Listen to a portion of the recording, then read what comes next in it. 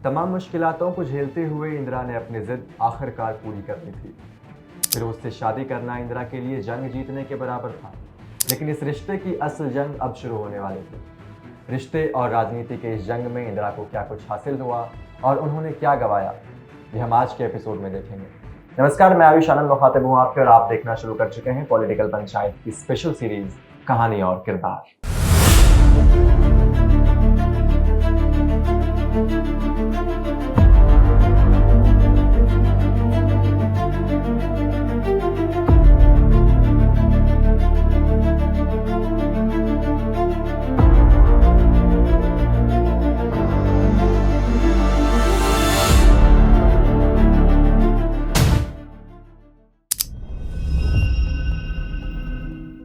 इंदिरा और फिरोज की शादी के कुछ ही महीने बाद अगस्त 1942 में बंबई के ग्वालियर टैंक मैदान और आज के अगस्त क्रांति मैदान में अखिल भारतीय कांग्रेस कमेटी की एक बड़ी मीटिंग हुई। इस मीटिंग में पंडित नेहरू ने महात्मा गांधी के सुझाव और मार्गदर्शन में भारत छोड़ो प्रस्ताव पेश किया। भारत छोड़ो का नारा दरअसल में तब के जाने माने समाजवादी नेता यूसुफ मेहर अली ने लिखा था। इससे पहले भी उन्होंने साइमन गो बैक का नारा अपनी ही कलम से कहा था। अब इतिहास का वह दौर था जब गांधी जी ने करो या मरो का वह ऐतिहासिक नारा दिया, जिसने आगे चलकर हिंदुस्तान को मिलने वाली आजादी की ताबीर तय कर दी। मगर मीटिंग की अगली तारीख को अंग्रेजी हुकूमत ने आंदोलन की अगुवाई कर रहे बड़े नेताओं को हिरासत में ले लिया। अंग्रेज सरकार ने गांधी और नेहरू को अलग अलग किलों में नजरबंद कर दिया। मुंबई के उसी ऐतिहासिक बैठक में फिरोज और इंदिरा भी मौजूद थे, जो बहुत ही सावधानी से अलग अलग रास्तों के जरिए घर लौट गए। इंदिरा ट्रेन से इलाहाबाद पहुंची और फिरोज अंडरग्राउंड हो गए। इंदिरा जैसे ही इलाहाबाद पहुंची, ठीक उसी दिन उनकी बुआ विजयलक्ष्मी पंडित गिरफ्तार हो गई। इंदिरा को इस बात का पता चला कि अब उनकी भी गिरफ्तारी होने वाली है। उन्होंने दांव खेला। उन्होंने अपनी गिरफ्तारी के लिए ऐसी जगह चुनी जहां पहले से ही बड़ी भीड़ जमा थी, जिसको देखकर पुलिस एक्शन में आ गई। फिरोज इस पूरी घटना को नजदीक के ही एक मकान से देख रहे थे। अपनी पत्नी को पुलिस हिरासत में जाते देख फिरोज भी अपने पति का दायित्व निभाते हुए मैदान में कूद पड़े। आखिर में पुलिस ने दोनों को ही गिरफ्तार कर लिया और अलग अलग जेलों में भेज दिया। विजयलक्ष्मी पंडित 11 सितंबर 1942 को अपनी डायरी में लिखती हैं, तालाबंदी के आधे घंटे बाद बाहरी गेट को खूब जोर जोर से खटखटाया गया। बड़ी उत्तेजना के साथ जेल की मैट्रन ने ऐलान किया, श्रीमती इंदिरा आई है। इंदिरा ने अपना 25वां जन्मदिन भी जेल में ही मनाया, और उसी बैरक में जिसमें उनकी बुआ विजयलक्ष्मी पंडित अपनी 2 बेटियों के साथ रह रही थी। इंदिरा और फिरोज के जेल से छूटने के लगभग 1 साल बाद 20 अगस्त 1944 को उनके पहले बेटे राजीव गांधी का जन्म हुआ।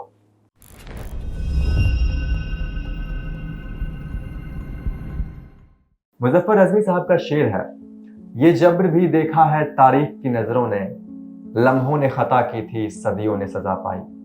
कैबिनेट मिशन के भारत से खाली हाथ वापस लौट जाने के बाद भारत में हिंसा के बादल मंडरा रहे थे। वायसराय वेबल ने सारे गवर्नरों को बुलाकर पुलिस व्यवस्था चाक चौबंद करने को कहा, पर बंगाल के गवर्नर सर फ्रेडरिक जॉन बरोज ने वायसराय को इत्तला किया कि बंगाल के मुस्लिम लीगी प्रधानमंत्री एच.एस. सोहरावर्दी के कहने पर उन्होंने 16 अगस्त को सारे पुलिस महकमे को छुट्टी पर भेज दिया है। एच.एस. सोहरावर्दी वही शख्स हैं जो बाद में पाकिस्तान के प्रधानमंत्री भी बने। बहरहाल 16 अगस्त 1946 भारतीय इतिहास के काले दिनों में शामिल होने जा रहा था। कथित तौर पर खुद को भारतीय मुसलमानों के इकलौते नुमाइंदे मानने वाले मोहम्मद अली जिन्ना के आह्वान पर बंगाल में भारी हिंसा हुई। 16 अगस्त की सुबह से ही कलकत्ता की सड़कों पर हथियारबंद लोग निकल आए और हत्याओं का सिलसिला शुरू हो गया। बदले में दूसरे संप्रदाय के लोग भी सड़कों पर उतर गए और अगले 3 दिनों तक सड़कों पर केवल और केवल हत्यारों का राज था। पुलिस अपनी छुट्टियां मनाती रही, सुरक्षा बल हाथ पर हाथ धरे बैठे रहे, और इस तरह से अगले 3 दिनों में 4000 से ज्यादा लाशें धूल की तरह जमीन पर बिछी हुई थी। बंगाल के बाद बिहार और फिर बंबई तक इन दंगों की आग की लपटें फैल गई। हिंसा के इस तूफान के बोझ से दबे नेहरू अब इंदिरा को ढूंढ रहे थे। नेहरू को इंदिरा की जरूरत अब पहले से कहीं ज्यादा थी। जरूरत घर सहेजने के लिए, जरूरत एक सरकारी मेजबान के तौर पर हाथ बटाने के लिए, और खास तौर से जरूरत उनकी देखभाल करने के लिए। व्यवहारिकता के नाते इंदिरा अपने 2 साल के बेटे राजीव के साथ लखनऊ से दिल्ली चली आई, जबकि फिरोज लखनऊ में ही रहे। उस वक्त फिरोज लखनऊ में नेहरू परिवार के अखबार नेशनल हेराल्ड के मैनेजिंग डायरेक्टर के तौर पर काम कर रहे थे। लखनऊ छोड़ने के कुछ दिन बाद इंदिरा के दूसरे बेटे संजय का जन्म हुआ, जो पिछली बार के मुकाबले इंदिरा के लिए ज्यादा कठिन और पीड़ादायक रहा। शायद यह इंदिरा के राजनीतिक और निजी जीवन में आगे होने वाली घटनाओं का एक संकेत था।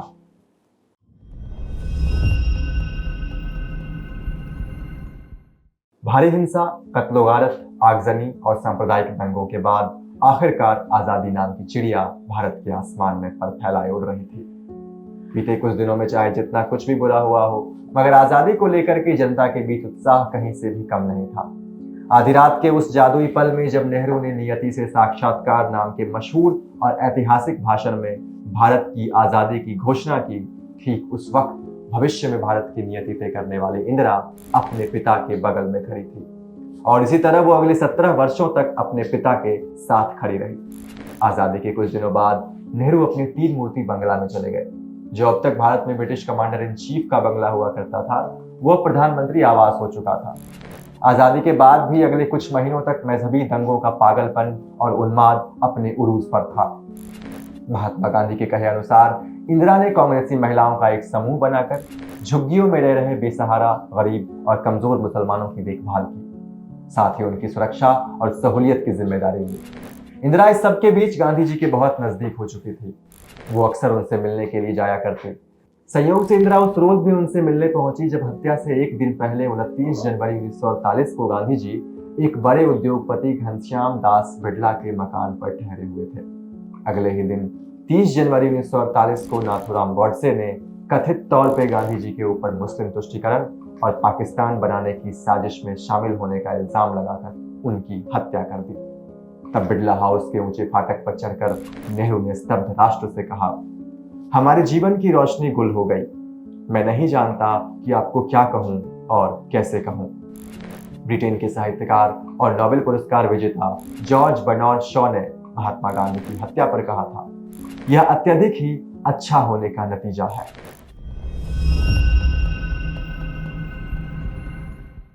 महात्मा गांधी के असमय चले जाने के बाद इंदिरा को यह बात समझ आ चुकी थी कि अब पिता की उन पर निर्भरता और बढ़ चुकी है। हालांकि इंदिरा महज अब एक गृहिणी और सरकारी मेजबान के तौर पर काम करने के अलावा दूसरे कार्यों में भी दिलचस्पी लेना शुरू कर चुकी थी। शिक्षा, स्वास्थ्य और समाज कल्याण संगठनों में सुधार इंदिरा के सबसे शुरुआती कामों में शामिल हो चुका था।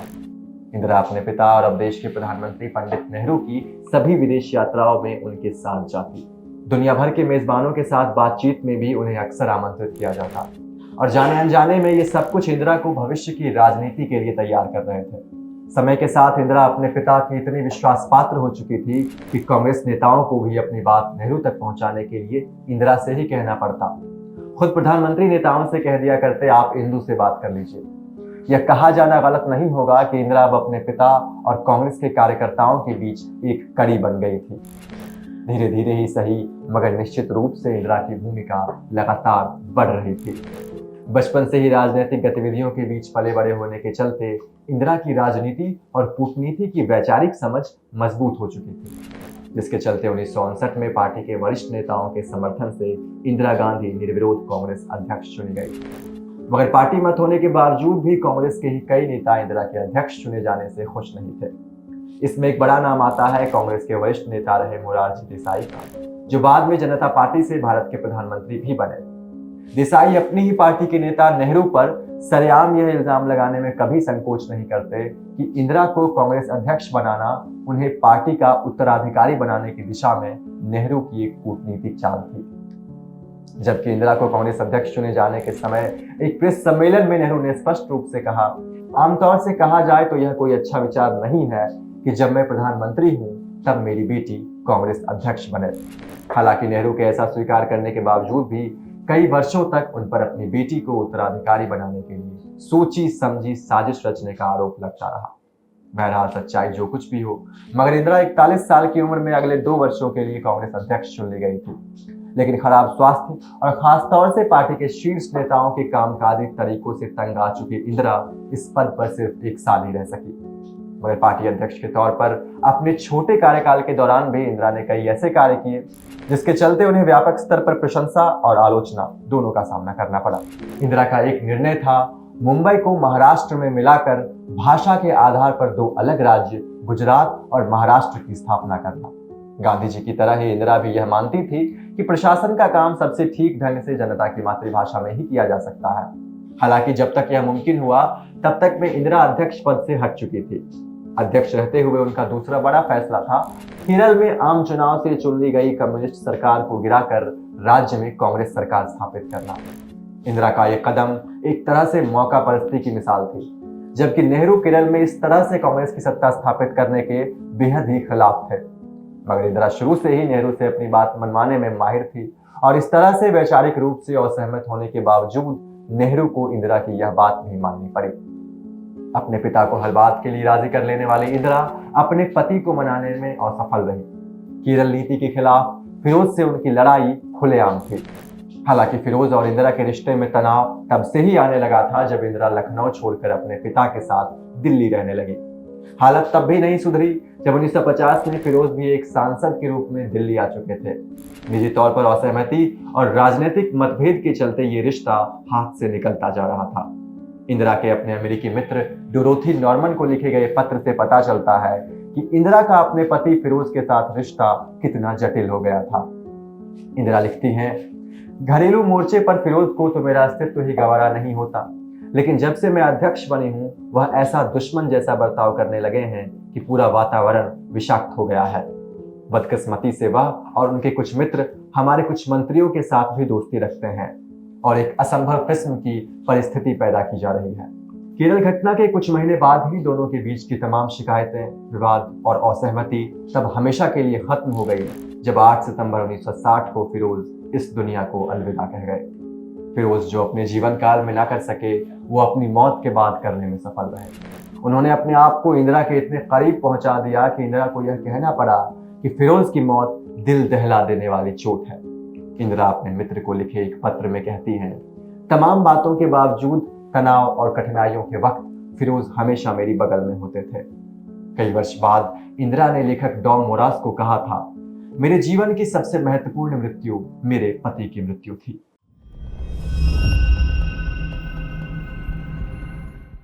समीर साहब के लिखे मशहूर गाने की वो लाइनें याद आती हैं, भुला देंगे तुमको सनम धीरे धीरे, मोहब्बत के सारे सितम धीरे धीरे, अभी नाज है टूटे दिल को वफा पे, कि टूटेंगे सारे भरम धीरे धीरे। नेहरू और नेहरू सरकार के हिंदी चीनी भाई भाई का वो भरम उस वक्त टूटकर चूर हो गया जब चीन के 80,000 सैनिकों ने बिना किसी आधिकारिक सूचना के भारत के 20,000 सैनिकों पर धावा बोल दिया। मानसिक और सैन्य रूप से तैयार न रहने के चलते भारतीय सेना को तब हार का सामना करना पड़ा।